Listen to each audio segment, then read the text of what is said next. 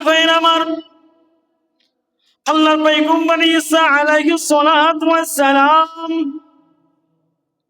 তিনার কাছে এক ইহুদি এসে বলতেছে, আল্লাহর পয়গম্বর ঈসা, আমি আপনার সাথে থাকতে চাই, আমি আপনার সাথে আমি থাকতে চাই। আল্লাহর পয়গম্বর ঈসা আলাইহিস সালাতু ওয়াস সালাম বললেন, থাকো। আল্লাহর পয়গম্বর ঈসা এবং ইহুদি কোথাও যাইতেছিলেন, যাইতে যাইতে যাইতে যাইতে যখন অন্য রাষ্ট্রের সীমানার নিকটে পৌঁছে গেল, আল্লাহর পয়গম্বর ঈসা আলাইহিস সালাতু ওয়াস সালাম এবং ইহুদি ইনাদের সাথে মাত্র তিনটা রুটি ছিল। আল্লাহর পয়গম্বর ঈসা আলাইহিস সালাতু ওয়াস সালাম একটা রুটি খাইলেন, আর ইহুদি একটা রুটি খাইল।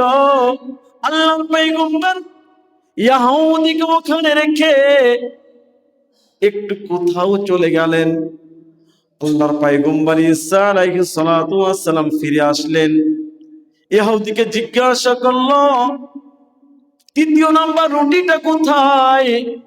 ইহুদি জানিয়ে দিল, আমি জানি না। আল্লাহর পয়গম্বর ঈসা আলাইহিস সালাতু ওয়াস সালাম তিনি ইহুদিকে নিয়ে সামনের দিকে আবার রওনা করলেন। যাইতে যাইতে ঈসা পয়গম্বরের নজরে একটা হরিণী পড়ে গেল, আর হরিণীর সাথে দুইটা ছানা হরিণী, দুটা বাচ্চা হরিণ। ঈসা আলাইহিস সালাতু ওয়াস সালাম বাচ্চা হরিণকে ইশারা করলো আসার জন্য। বাচ্চা হরিণ ঈসা পয়গম্বর নিকটে হাজির।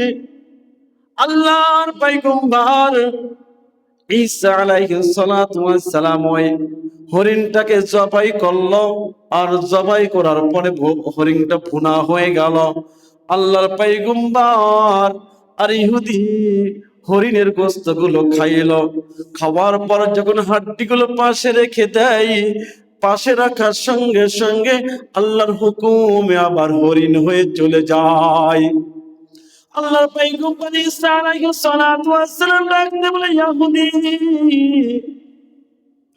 যে আল্লাহ রাব্বুল আলামিন আমাকে এই মুজিজা দান করেছেন, যে আল্লাহ তাআলা আমাকে এই মুজিজা দান করেছেন, সেই আল্লাহর কসম দিয়ে বলছি, বল রে ইহুদি, ও ইহুদি বলো, তৃতীয় নাম্বার রুটিটা কোথায় গিয়েছে?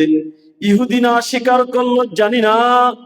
আল্লাহর পয়গম্বর ঈসা আলাইহিস সালাতু ওয়াস সালাম ইহুদিকে নিয়ে আবার সামনের দিকে রওনা হয়ে গেল।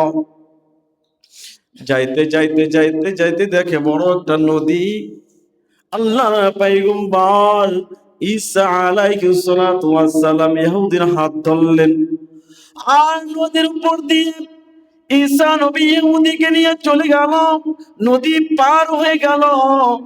আল্লাহর পয়গম্বর ঈসা আলাইহিস সালাতু ওয়াস সালাম ইহুদিকে জানাই দিলেন, ইহুদি রে, যে আল্লাহ তাআলা আমাকে এই মুজিজা দান করেছে, পানির উপর দিয়ে আমি হেঁটে হেঁটে আসতে পারি।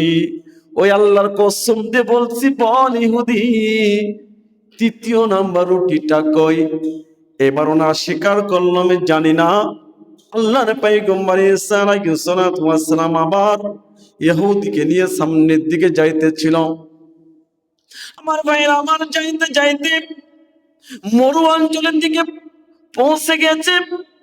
আল্লাহর পয়গম্বর ঈসা আলাইহিস সালাতু ওয়াস সালাম ইহুদিকে বলল, ইহুদি রে, এই যে বালু দেখা যায়, এই বালুকে এক জায়গা জমা করো, একটু উঁচু করো। ইহুদি যখন বালুগুলোকে এক জায়গা জমা করলো, জমা করার সঙ্গে সঙ্গে ঈসা পয়গম্বর জানিয়ে দিল, আয় আল্লাহ, এই বালুগুলোকে তুমি স্বর্ণ বানায় দাও। সঙ্গে সঙ্গে বালুগুলো স্বর্ণ হয়ে গেল। ঈসা পয়গম্বর ইহুদিকে বলতেছে, ইহুদি, এই যে বালুগুলো স্বর্ণ হয়ে গেছে, এই বালুগুলোকে তিনটা ভাগ করো। কটা ভাগ করো? তিনটা ভাগ করো। ইহুদি এখন বালুগুলোকে তিনটা ভাগ করলো। আল্লাহ পয়গম্বর ঈসা আলাইহিস সালাতু ওয়াস সালাম বললেন, ইহুদি, এক ভাগ তোমার, এক ভাগ আমার, আর এক ভাগ ওই ব্যক্তি যার কাছে তৃতীয় নম্বর রুটিটা আছে। এবার ইহুদির লোভের যে নারী লাড়া দিয়ে উঠল। এখন ইহুদি চিন্তা করতেছে, যদি আমি স্বীকার করি রুটিটা আমার কাছে আছে, তাহলে তৃতীয় নম্বর স্বর্ণের ভাগটা আমি পেয়ে যাব।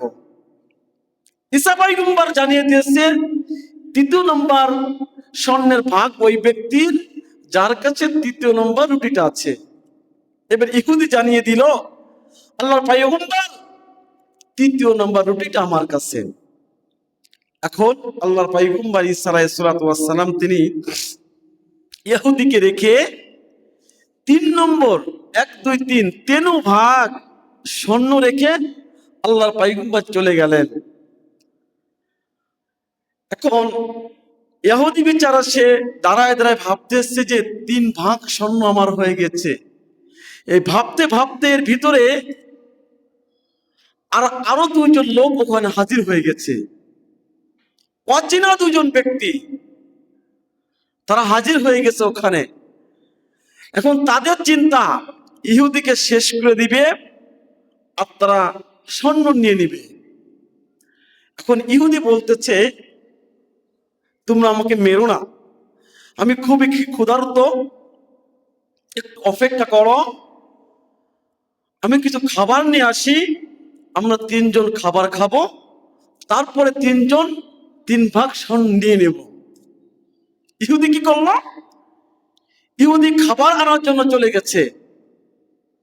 ওদিক দিয়ে ইহুদি কি করলো? খাবার খেয়ে আসছে এবং ওদের জন্য খাবার নিয়ে আসতেছে। ইহুদের চিন্তা হলো, এই খাবারের ভিতরে আমি বিষকে মিলিয়ে দিব, আর বিষাক্ত খাবার তারা খাবে, 2 জন মারা যাবে, 1 2 3 ভাগ স্বর্ণ আমি নিয়ে চলে যাব। আর এই দুইজন ব্যক্তি ধারণা, যখন ইহুদি খাবার নিয়ে আসবে তাকে আমরা 2 জন শেষ করে দিব, সে মারা যাবে, আমরা 2 জন স্বর্ণ নিয়ে চলে যাব। এখন ইহুদি খানা খেয়েছে, ওদের জন্য খাবার নিয়ে পৌঁছে গেছে, ওরা 2 জন ওর উপর হামলা করে ওকে শেষ করে দিয়েছে। এখন চিন্তা করতেছে, খাবার নিয়ে আসছে, খাবারগুলো কেন ফেলে দেব, আমরা খেয়ে নেই, খাবারগুলো খেয়ে নেই, তারপর আমরা স্বর্ণগুলো নিয়ে চলে যাব। আমার ভাইয়ের আমার, ওই 2 জন খাবারগুলো খেলো, খাওয়ার সঙ্গে সঙ্গে তারাও দুনিয়াতে বিদায় নিয়ে চলে গেল। কেন? ওই খাবারগুলো ছিল কি? বিষাক্ত খাবার, ইহুদি বিষ মিশিয়ে দিয়েছিল। আর জায়গার স্বর্ণ জায়গায় রয়ে গেল। লোভ করেছে, লোভ করার কারণে 3 জনে 1 জন স্বর্ণ পেল না। এই জন্য ভাই আমার, একমাত্র তাওয়াক্কুল করতে হবে কার উপরে? আল্লাহ সুবহানাহু ওয়া তাআলার উপরে। ওয়া ইয়াতাওয়াক্কাল আলাল্লাহি ফাহুয়া হাসবুহু। যদি আল্লাহর কোন বান্দা আল্লাহর উপর তাওয়াক্কুল করে, সে বান্দার জন্য আল্লাহ সুবহানাহু ওয়া তাআলা যথেষ্ট। বলেন সুবহানাল্লাহ।